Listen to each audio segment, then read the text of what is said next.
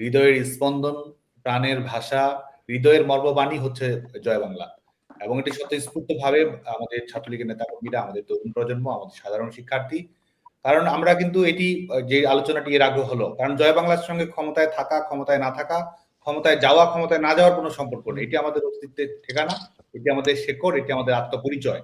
তো আমরা অবশ্যই এই জয় বাংলার যে অপ্রতিরোধ্য লড়াই, সেটি আমাদের অব্যাহত থাকবে এবং অবশ্যই আমাদের নেতা এই পরিবর্তিত বাস্তবতায় এই দখলদার বাহিনী যখন লেলিয়ে দিচ্ছে আমাদের যারা মুক্তিকামী, যারা গণতন্ত্রকামী ছাত্র জনতা, তাদের উপরে এক ধরনের মৃত্যু পরোয়ানা যারা জারি রেখেছে, এই বাস্তবতা মাথায় রেখে নিরাপত্তা নিশ্চিত করে সৃজনশীল ভাবে আমাদের জয় বাংলার ক্যাম্পেইন আমাদের অবশ্যই চলবে।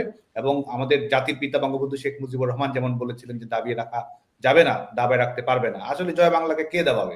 কোন দখলদার বাহিনী দাবাবে? এই শান্তি কমিটির সরকার এই দখলদার বাহিনীও সেটি দাবাতে পারবে না। ছাত্র সমাজই সেটির জবাব দেবে, তরুণ প্রজন্ম সেটির জবাব দেবে।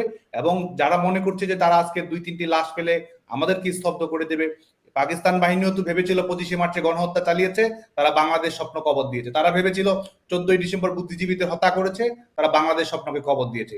25শে মার্চ 14ই ডিসেম্বর গণহত্যা যারা চালিয়েছে, বাংলার জনগণ প্রতিবাদ প্রতিরোধ অব্যাহত রেখেছিল এবং সেটির মাধ্যমে এই 25শে মার্চের জবাব, 14ই ডিসেম্বরের জবাব কিন্তু 16ই ডিসেম্বর বিজয়ের মাধ্যমে আমরা নিশ্চিত করেছিলাম। তো এখনো এই দখলদার বাহিনীর পরাজয় নিশ্চিত করেই আমরা জয় বাংলার বিজয় আমরা নিশ্চিত করবো বলে আমি বিশ্বাস করি।